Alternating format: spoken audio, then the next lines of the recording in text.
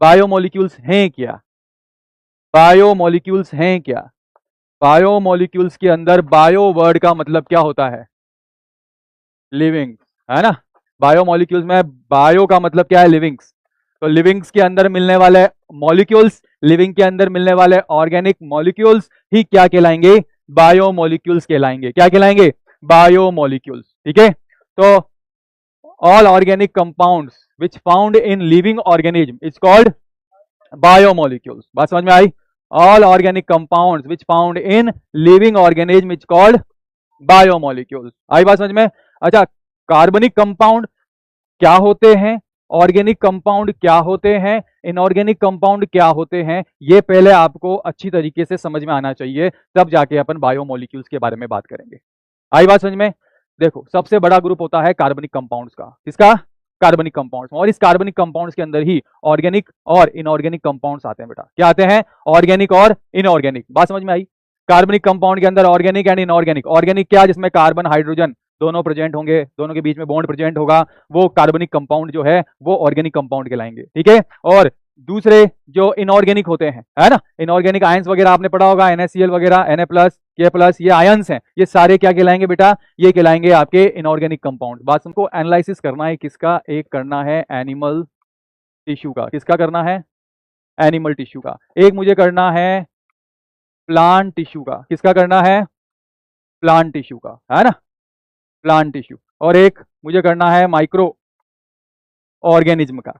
और साइंटिस्ट ये कह रहे हैं साहब इनको इनका एनालाइज करो, केमिकल एनालिसिस करो, इनको इनका इनका क्या करना है आपको? इनका करना है केमिकल एनालिसिस करना है। और केमिकल एनालिसिस करके मुझे ये बताओ आप कि आपने जो कहा है, क्या कहा है मैंने, कि यहाँ पर जो एलिमेंट्स थे उनसे मॉलिक्यूल्स बने, मॉलिक्यूल्स से ही एनिमल्स का या लिविंग ऑर्गेनिज्म का फॉर्मेशन हुआ है। तो मुझे बताओ, animal tissue, plant tissue, micro organism का जब केमिकल एनालिसिस करूंगा तो इन सभी की बॉडी किससे बनी होगी? सभी के अंदर सिमिलर क्या होंगे?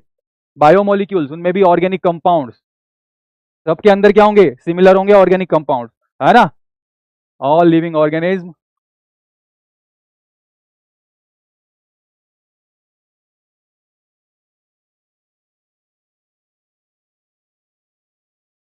are made up of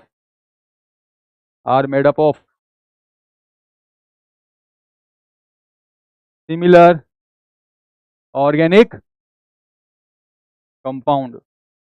हाँ, but difference is in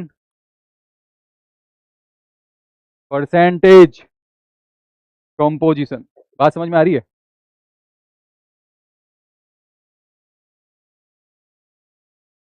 all living organisms are made up of similar organic compound but difference is in percentage composition। यार ये ऑर्गेनिक कंपाउंड्स की मैं बात कर रहा हूं, यानी कि all living organism are made up of similar organic compounds. ये सिमिलर ऑर्गेनिक कंपाउंड्स क्या हो सकते हैं? ये सिमिलर ऑर्गेनिक कंपाउंड्स जो हमें इस चैप्टर में जिसकी स्टडी करनी है वो क्या हो सकते हैं? वो हो सकते हैं साहब कार्बोहाइड्रेट्स, वो हो सकते हैं साहब प्रोटीन्स, क्या हो सकते हैं? वो हो सकते हैं प्रोटीन्स, वो हो सकते हैं साहब लिपिड्स, वो हो सकते हैं साहब एंजाइम्स, क्या हो सकते हैं? एंजाइम्स हो सकते हैं। ये सारे ऑर्गेनिक कंपाउंड्स जो होते हैं, ये सारे ऑर्गेनिक कंपाउंड्स क्या इसमें है? क्या इसमें है? क्या इसमें है? बोलो, क्या बैक्टीरिया में भी है? माइक्रो ऑर्गेनिज्म बैक्टीरिया में भी है? क्या प्लांट टिश्यू में भी है? क्या एनिमल टिश्यू में भी है? लेकिन सभी के अंदर परसेंटेज कॉम्पोजिशन इनका अलग अलग होगा। क्या कार्बोहाइड्रेट इन तीनों में है? क्या प्रोटीन इन तीनों में है? क्या लिपिड तीनों में है? क्या एंजाइम तीनों में है? लेकिन परसेंटेज कॉम्पोजिशन क्या होगा इन सभी का? बोलो, किसी के अंदर कार्बोहाइड्रेट ज्यादा होगा, किसी के अंदर प्रोटीन ज्यादा होगा। समझ रहे हो मेरी बात, क्या कहना चाह रहा हूं मैं? समझ पा रहे हो? परसेंटेज कॉम्पोजिशन सबका अलग अलग होगा ना, परसेंटेज यानी अमाउंट सबका अलग अलग होगा ना, सीधी सी बात बोल रहा हूं, अमाउंट अमाउंट सबका अलग अलग होगा ना। है तो सब में सेम सेम है सारी चीजें, लेकिन अमाउंट तो अलग अलग होगा। अरे यार, नहीं आई समझ में? नहीं आई। मैं ये कह रहा हूं कि कार्बोहाइड्रेट जानते हो क्या होता है? अरे तुम्हें जो एनर्जी देता है, तुम घोल के जिसको ग्लूकोज की तरह पीते हो, वो ग्लूकोज ही तो क्या है? कार्बोहाइड्रेट है। प्रोटीन आपकी बॉडी की स्ट्रक्चर्स फॉर्म करने के लिए प्रोटीन ही तो काम आता है, एमिनो एसिड का बना होता है यार। लिपिड जानते हो? Fat, oil, lipids. हाँ, लिपिड। अरे तुम खाना बनाते हो ना घर में बैठ के, तेल जो खाते हो रोज या मेस में, वो लिपिड ही तो है, लिपिड। एंजाइम्स, बॉडी के अंदर जितनी मेटाबॉलिक एक्टिविटी होती है सारे एंजाइम्स सब। दिमाग में आया यार ये तो मैंने लिविंग्स की स्टडी की है, मैं देखता हूं कि ये नॉन लिविंग के साथ किस तरह से सिमिलर हो सकते हैं, क्या नॉन लिविंग के साथ भी सिमिलरिटी मिल सकती है। तो मैंने क्या किया साहब, यहां पे मैंने यहां पर non living part, non living part इसका ले लिया मैंने अर्थ क्रस्ट। क्या ले लिया? Earth crust. अर्थ क्रस्ट जानते हो? अर्थ क्रस्ट, हाँ हाँ। और human, human tissue, human tissue ले लिया। इनका मैंने केमिकल एनालिसिस करवाया, तो all living and non living things, on living and non living things made up of similar elements, element similar elements, है ना, but difference in is in, difference is in percentage composition या amount, है ना, percentage composition या फिर amount, है ना। Element जानते हो? Carbon, hydrogen, oxygen, nitrogen, sulphur, है ना, ये सारे अमाउंट, सारे एलिमेंट्स। लिविंग, नॉन लिविंग, क्या लिविंग और नॉन लिविंग के अंदर ऑर्गेनिक कंपाउंड सिमिलर होंगे? ऑर्गेनिक कंपाउंड्स, क्या इस बोतल के अंदर कार्बोहाइड्रेट है, क्या लिपिड है, लेकिन एलिमेंट तो है ना। तो भैया लिविंग और नॉन लिविंग की अगर हम कंपेरेटिव स्टडी करते हैं तो हमें क्या पता लगता है कि इसके अंदर ऑर्गेनिक नहीं, इसके अंदर एलिमेंट्स सिमिलर होंगे लेकिन उन एलिमेंट्स का अमाउंट भी डिफरेंट डिफरेंट होगा। तो लिविंग की स्टडी की तो क्या देखा सिमिलरिटी, क्या देखा हमने, ऑर्गेनिक कंपाउंड्स को, और नॉन लिविंग की स्टडी की तो क्या देखा, एलिमेंट्स को। तो एलिमेंट्स से ही तो ऑर्गेनिक कंपाउंड्स बने थे, लेकिन वो ऑर्गेनिक कंपाउंड्स केवल लिविंग के अंदर प्रेजेंट है, नॉन लिविंग के अंदर प्रेजेंट नहीं है। एलिमेंट एनालिसिस किया, क्या किया बेटा, एलिमेंट एनालिसिस किया। एलिमेंट एनालिसिस करने के लिए उन्होंने यहां पर एलिमेंट्स, एलिमेंट्स और इधर परसेंटेज वेट, परसेंटेज वेट, ठीक है। कौन कौन से एलिमेंट्स लिए वो अपन देखते हैं यहां पे। इनमें एक तो है अर्थ क्रस्ट, और ह्यूमन बॉडी या टिश्यू, ठीक है।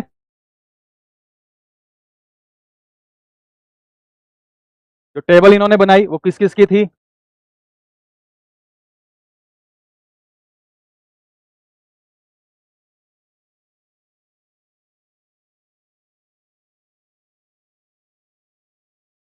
राव जो साहब थे, क्या नाम था उनका, हाँ ये जो थे CNR राव, ठीक है, क्या नाम था, CNR राव, ठीक है।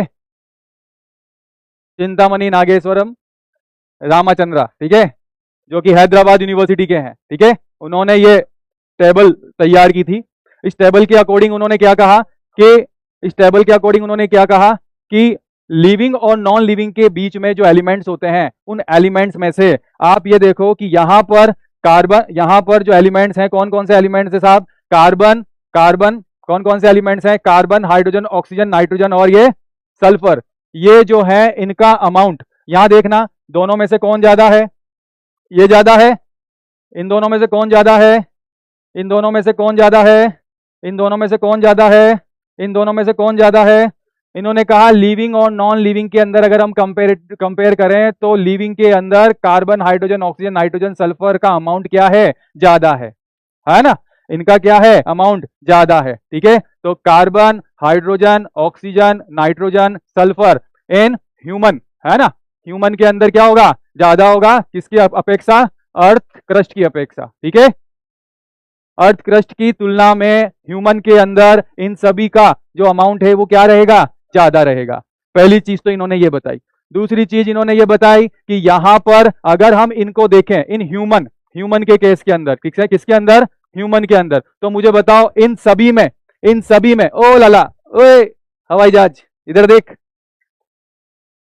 उसको ऐसा लग रहा है। चल इधर बता, इधर देख, इनमें से सबसे ज्यादा कौन सा है ह्यूमन में, इनमें से सबसे ज्यादा, उसके बाद कार्बन, उसके बाद नाइट्रोजन की हाइड्रोजन, हाँ नाइट्रोजन ज्यादा है, नाइट्रोजन, उसके बाद हाइड्रोजन ज्यादा है, हाँ बस यही याद रख लो। ऑक्सीजन सबसे ज्यादा, कार्बन, नाइट्रोजन, हाइड्रोजन, ठीक है, ये जो सीक्वेंस है लिविंग के अंदर है। आई बात समझ में। नेक्स्ट पॉइंट क्या बताया इन्होंने, नेक्स्ट पॉइंट के अंदर इन्होंने ये बात की कि साहब नाइट्रोजन जो है, क्या nitrogen minimum, minimum in in earth crust, non living, in non living, इसके अंदर, नॉन लिविंग के अंदर। दूसरी बात नेक्स्ट इन्होंने ये बताई कि सिलिकॉन, कौन सा, silicon minimum in, minimum in in living की नॉन लिविंग, नॉन लिविंग या लिविंग, लिविंग इन लिविंग, बिल्कुल सही, इन लिविंग, ठीक है। नाइट्रोजन मिनिमम है किसमें, सिलिकॉन मिनिमम है किसमें, दोनों में ज्यादा क्या है, oxygen maximum, oxygen maximum in both living, living and non living. अरे ये बातें याद रख लोगे क्या, बस केवल यही बातें याद रखनी है। ये रिजल्ट है इस टेबल का।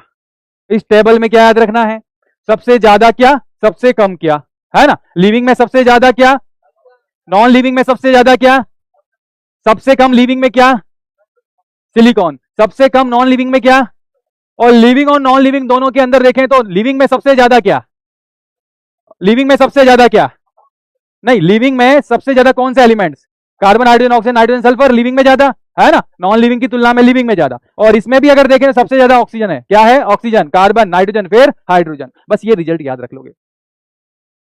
ऑफ कार्बनिक कंपाउंड इन लिविंग ऑर्गेनिज्म, तो इसके अंदर हम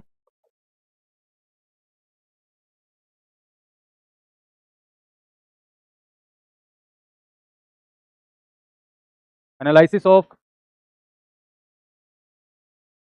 analysis of organic compound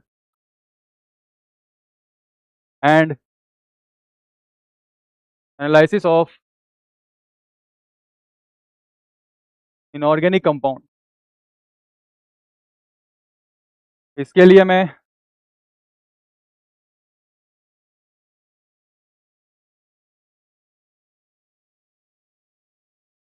chemical analysis, fraction method काम में लूंगा, जिसको मैं एसिड टेस्ट भी कहूंगा। क्या कहूंगा, एसिड टेस्ट। इसके लिए मैं एस टेस्ट काम में लूंगा, ठीक है, एसिड टेस्ट और एस टेस्ट। सबसे पहले हम बात करेंगे किसकी, एनालिसिस ऑफ ऑर्गेनिक कंपाउंड, पहले देख लो, ऑर्गेनिक कंपाउंड या फिर एसिड टेस्ट, ठीक है, एसिड टेस्ट। इसके लिए एसिड टेस्ट लगाने के लिए मैंने क्या किया बेटा, मैंने टिश्यू लिया, क्या लिया, टिश्यू, मैंने लिया पीस ऑफ लीवर, लीवर यानी एनिमल टिश्यू, या फिर वेजिटेबल, क्या ले लिया, वेजिटेबल का पीस, ठीक है, या तो लीवर का पीस ले लिया या फिर वेजिटेबल पीस ले लिया, ठीक है। एक टिश्यू लिया, लिविंग टिश्यू, या तो मैंने लीवर का पीस ले लिया, गॉट लीवर पीस, या फिर वेजिटेबल ले ली, ठीक है। अब मैंने क्या किया, उसको मैंने ट्राई क्लोरो एसिटिक एसिड में, एसिड टेस्ट है ना, ये कौन सा टेस्ट है, एसिड टेस्ट, तो मैंने इसको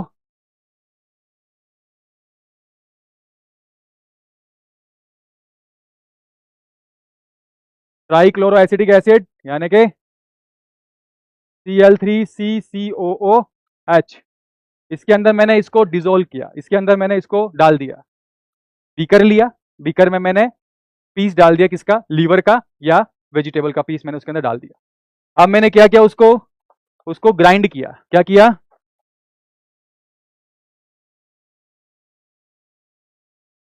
grind by mortar and pestle, है ना।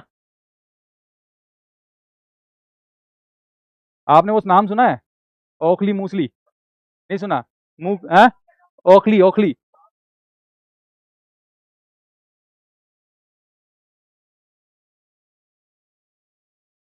अरे यार, गजब करते हो।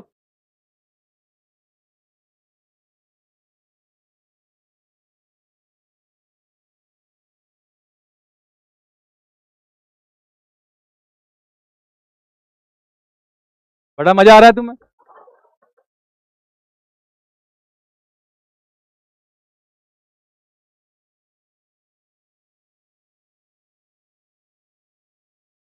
नहीं आई बात समझ में, क्या कर रहा हूं मैं, है ना। तो ये तो क्या है बेटा, ये तो है ये, और ये है ये, है ना, पेस्टल, ठीक है। जब मैंने इससे ग्राइंड किया तो मेरे पास क्या मिला, मुझे थिक स्लरी मिली, क्या मिली बेटा, थिक स्लरी, है ना।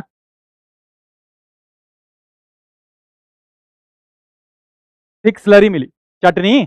अरे मुझे, मैं कुछ नहीं कर रहा, मैं क्या है, धनिया की चटनी बना रहा हूँ। तो धनिया की चटनी बनाने के लिए पहले क्या डालूंगा, नींबू डालूंगा। तो मैंने यहाँ नींबू की जगह क्या डाल दिया, मैंने यहाँ पर धनिया ले लिया, नींबू डाल दिया, नींबू की जगह ट्राइक्लोरो एसिडिक एसिड क्यों डाला, क्योंकि ट्राइक्लोरो एसिडिक एसिड के अंदर ही मॉलिक्यूल्स डिसॉल्व होंगे, ठीक है। और यहाँ पर जब मैंने इसको ग्राइंड किया, ग्राइंड करने के बाद मेरे पास क्या मिल गई, थिक स्लरी चटनी, गाढ़ी चटनी, ठीक है। हाँ, समझ गए।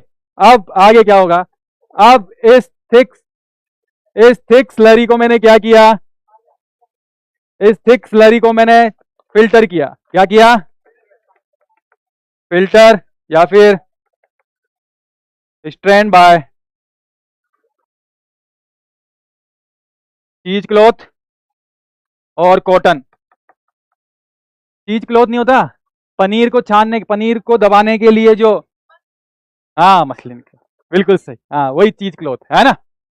चीज क्लॉथ या कॉटन, कॉटन क्लॉथ से मैंने क्या किया, उसको फिल्टर किया, क्या किया बेटा, फिल्टर किया। ये देखो, मैंने यहां पर फिल्टर किया,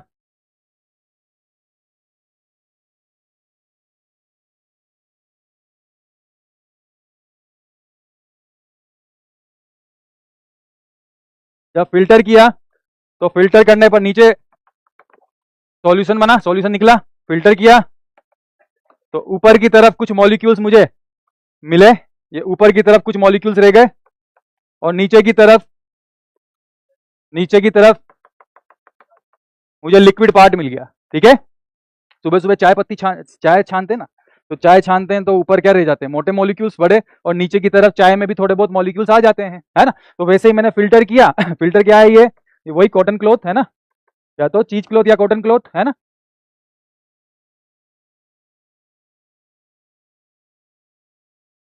अब यहां पर ऊपर की तरफ, ऊपर की तरफ जो बचे रह गए उनको बोलेंगे हम रिटेंटेड, ठीक है। और नीचे की तरफ जो फिल्टर होके आए हैं उसे क्या बोलेंगे, फिल्ट्रेट, फिल्ट्रेट, है ना। ऊपर की तरफ क्या मिला, रिटेंटेड, और नीचे फिल्ट्रेट। अच्छा मुझे बताओ, इस रिटेंटेड के अंदर जो मॉलिक्यूल्स होंगे, क्या वो एसिड सोल्यूबल मॉलिक्यूल्स होंगे, या अंदर या फिल्ट्रेट में जो मुझे मिलेंगे वो एसिड सोल्यूबल होंगे। जो एसिड में सोल्यूबल हो गए थे वो नीचे आ गए ना, और जो सोल्यूबल नहीं थे वो ऊपर ही रह गए। तो ऊपर वाले को क्या बोलूंगा मैं, एसिड इनसोल्यूबल पूल, क्या बोलूंगा, एसिड इनसोल्यूबल पूल। और नीचे वाले को क्या बोलूंगा, एसिड सोल्यूबल पूल, है ना, एसिड सोल्यूबल पूल, और ऊपर एसिड इनसोल्यूबल पूल। अब एसिड इनसोल्यूबल पूल में मुझे जो मॉलिक्यूल्स मिलेंगे वो बड़े मॉलिक्यूल्स मिलेंगे कि छोटे मिलेंगे, बड़े, बड़े मॉलिक्यूल्स मिले तो इन मॉलिक्यूल्स को मैंने क्या नाम दे दिया, इनको दे दिया बायो मैक्रो मॉलिक्यूल्स, क्या बोल दिया, बायो मैक्रो मॉलिक्यूल्स, ठीक है। और नीचे की तरफ जो आए हैं उनको मैंने क्या बोल दिया, बायो माइक्रो मॉलिक्यूल्स। ठीक है, राइट। अब साइंटिस्ट को यहां इस फिल्ट्रेट के अंदर, यहां पर इस फिल्ट्रेट में थाउजेंड्स ऑफ मॉलिक्यूल्स मिले थे। कितने मिले थे? थाउजेंड्स ऑफ मॉलिक्यूल्स साइंटिस्ट को यहां पर देखने को मिले। ठीक है, तो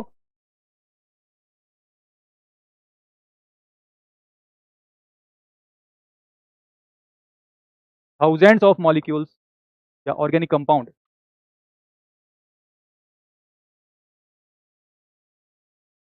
organic compound found.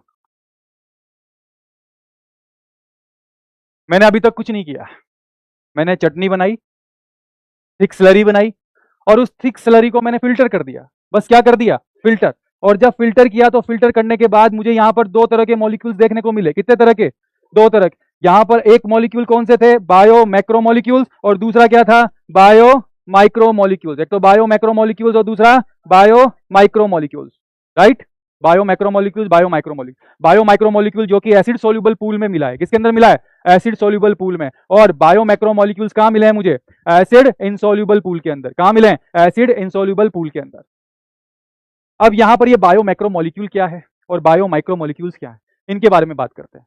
Bio macro molecules वो मॉलिक्यूल्स हैं बेटा, वो बड़े मॉलिक्यूल्स हैं जो इसमें से फिल्टर नहीं हो पाए। तो आप मुझे बताओ कि मैक्रो मॉलिक्यूल्स में, मुझे ये बताओ, प्रोटीन आएगा कि एमिनो एसिड आएगा? प्रोटीन आएगा कि एमिनो एसिड आएगा? प्रोटीन किससे बनता है? एमिनो एसिड से। तो प्रोटीन आएगा, एमिनो एसिड आएगा? बायो मैक्रो मॉलिक्यूल में प्रोटीन आएगा क्योंकि बड़ा होता है, एमिनो एसिड छोटा होता है तो नीचे आ जाएगा। मुझे बताओ बायो मैक्रो मॉलिक्यूल के अंदर पॉलीसेकेराइड आएगा या सिंपल शुगर आएगी? पॉलीसेकेराइड आएगा, मोनोसेकेराइड नहीं आएगा। तो पॉलीसेकेराइड इसमें आएगा और मोनोसेकेराइड कहां आ जाएगी? नीचे आ जाएगी। अच्छा, नेक्स्ट, बायो मैक्रो मॉलिक्यूल में मेरे को बताओ न्यूक्लियोटाइड्स आएंगे कि न्यूक्लिक एसिड आएगा? न्यूक्लियोटाइड्स आएंगे, न्यूक्लिक एसिड आएगा? न्यूक्लिक एसिड आएगा। और न्यूक्लियोटाइड्स कहां आएंगे? सारे नीचे आएंगे। लिपिड किससे बना होता है? लिपिड किससे बना होता है? फैटी एसिड और ग्लिसरॉल से मिलकर के लिपिड बनता है।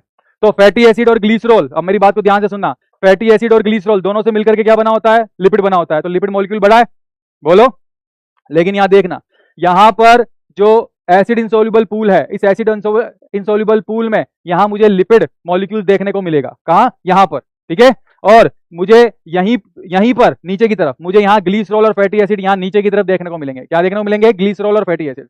अब एक बात मेरी कान खोल के सुन लो, लिपिड जो होता है बेटा, वो लिपिड बायो मैक्रो मॉलिक्यूल नहीं है, ये बायो माइक्रो मॉलिक्यूल है ना उसका, क्योंकि मॉलिक्यूलर वेट, अब तो आप कहोगे सर आप कैसे कह सकते हो? मैं कहूंगा कि इनका मॉलिक्यूलर वेट जो होता है वो 800 डाल्टन से कम होता है, और जिनका मॉलिक्यूलर वेट 800 डाल्टन से कम होगा वो क्या कहलाएंगे? Bio micro molecule. और जिनका 800 डाल्टन से ज्यादा होगा वो क्या कहलाएंगे? Bio macro molecule. बात समझ में आई? इस वजह से मैं यहां ये कह रहा हूं कि लिपिड जो है वो लिपिड मिलना कहां चाहिए? यहां, क्योंकि वो क्या है? बायो माइक्रो मॉलिक्यूल है। लेकिन लिपिड की एक टेंडेंसी होती है। क्या टेंडेंसी होती है? लिपिड की टेंडेंसी ये होती है कि लिपिड को अगर आप पानी में डालोगे, पानी में डाल करके आप उसको शेक करोगे, तो पानी के अंदर वो छोटी छोटी ड्रॉपलेट्स में टूट तो जाएगा, लेकिन कुछ टाइम बाद आप उसको वापस छोड़ोगे तो वो ड्रॉपलेट सारी आपस में फ्यूज हो जाएगी और फ्यूज होकर के एक बड़ा मॉलिक्यूल बना लेगी। हाँ, कौन सी दूसरी वाली? वो मैं अभी यहीं लिखवा दूंगा, है ना। डिफरेंस लिख लो, bio micro molecules and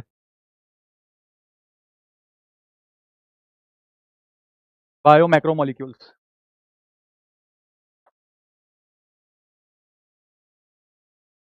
they are small molecules, they are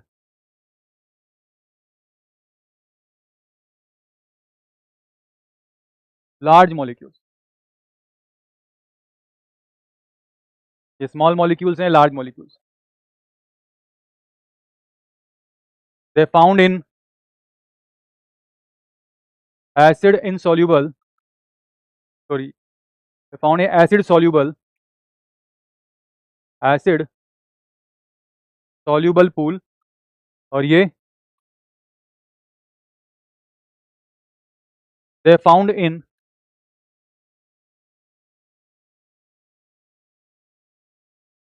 acid insoluble pool. तो हम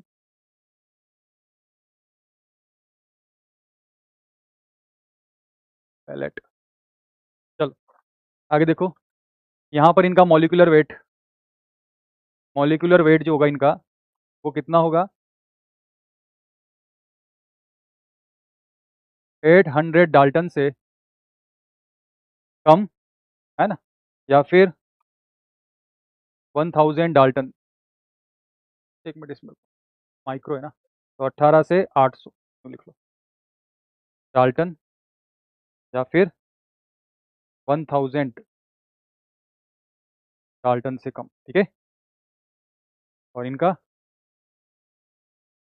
मॉलिक्यूलर वेट जो होता है वो 1000 डाल्टन से क्या होता है, ज़्यादा होता है। ये एक स्पेशल पॉइंट है जो कि आपको याद रखना है। बायो माइक्रो मॉलिक्यूल है तो मॉलिक्यूलर वेट कितना होगा? मॉलिक्यूलर वेट जो होता है वो 18 से 800 डाल्टन का होगा, ठीक है, या फिर 1000 डाल्टन से कम होगा, लेस देन 1000 डाल्टन, ठीक है। लेकिन मैक्रो मॉलिक्यूल की अगर बात करते हैं तो मैक्रो मॉलिक्यूल किन्हें कहेंगे हम कहेंगे कि 1000 डाल्टन से जिसका मॉलिक्यूलर वेट ज़्यादा होगा वो क्या होगा? वो मैक्रो मॉलिक्यूल कहलाएगा, ठीक है। 1000 से जितना कितना भी हो सकता है वो जो है 1100 हो सकता है, 1200 हो सकता है ना, 1500 या 2000 हो सकता है। उसका मॉलिक्यूलर वेट जिसका एक 1000 से ज़्यादा होगा वो क्या कहलाएगा? मैक्रोमोलिक्यूल। एग्जाम्पल अगर हम देखें यहाँ पे तो माइक्रो के अंदर आते हैं अमीनो एसिड। क्या आएंगे? Amino acids. अमीनो एसिड्स ही मिलकर के क्या बना लेते हैं? प्रोटीन बनाते हैं। तो प्रोटीन इधर आएगा और अमीनो एसिड इधर आएंगे। इसके अलावा सिंपल शुगर, सिंपल शुगर है ना, सिंपल शुगर, सिंपल शुगर मतलब मोनोसेकेराइड, मोनोसेकेराइड। और इधर क्या आ जाएगा? पॉलीसेकेराइड, कार्बोहाइड्रेट, है ना, पॉलीसेकेराइड, ठीक है। इधर अगर हम बात करते हैं न्यूक्लियोटाइड, तो इधर आ जाएगा न्यूक्लिक एसिड, डीएनए या आरएनए। यहाँ हम बात करते हैं लिपिड, फैटी एसिड और ग्लिसरॉल, है ना।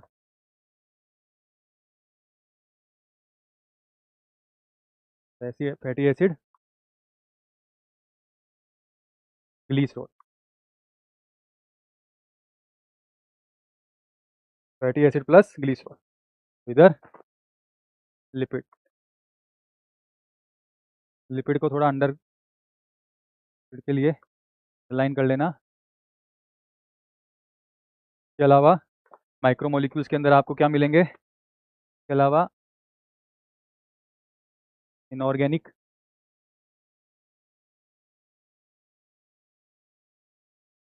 आयंस भी मिलेंगे आपको, है ना।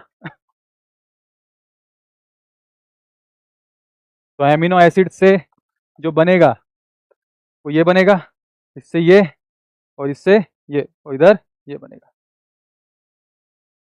सारे बड़े मॉलिक्यूल्स इधर मिलेंगे और ये इधर।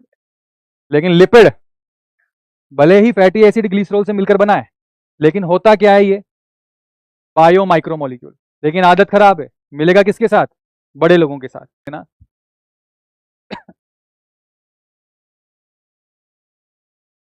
Lipids are not strict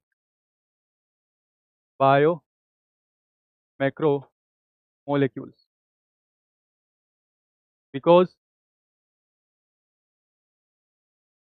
because of their molecular weight less than 800 Dalton, but their molecules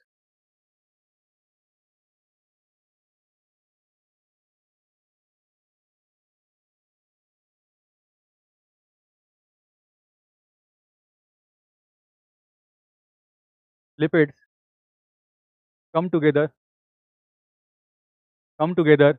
and form large vesicle, which found in insoluble pool.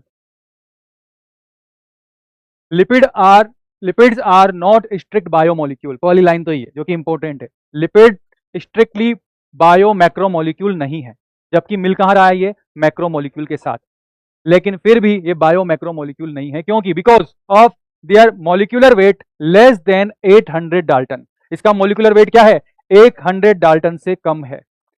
But small molecules, लेकिन इसके जो स्मॉल मॉलिक्यूल्स हैं, small molecules of lipid come together, पास आ जाते हैं and form large vesicle, और क्या बना लेते हैं large vesicle, which found in acid insoluble pool, जो एसिड इंसोल्युबल पूल में मिलता है। आगे बात समझ में क्लियर हो गई ये बात, बोलो। यहां पर ये लाइन मोस्ट इंपोर्टेंट है, यहां पर वो पूछेगा आपसे कि lipid are not strict bio micromolecule, बोलो lipids are not strict bio micromolecule, सही है क्या? बायो मैक्रोमोलिक्यूल नहीं है, वो क्या है, वो बायो माइक्रोमोलिक्यूल है, क्योंकि उसका मोलिकुलर वेट क्या है 800 डाल्टन से कम होता है ना। लेकिन उसमें प्रॉपर्टी होती है कि उसके मॉलिक्यूल्स क्या होते हैं, कम टुगेदर, पास आ जाएंगे और क्या बना लेंगे, large vesicle, which found in acid insoluble pool, जो कहां मिलेगी एसिड इंसोल्युबल पूल।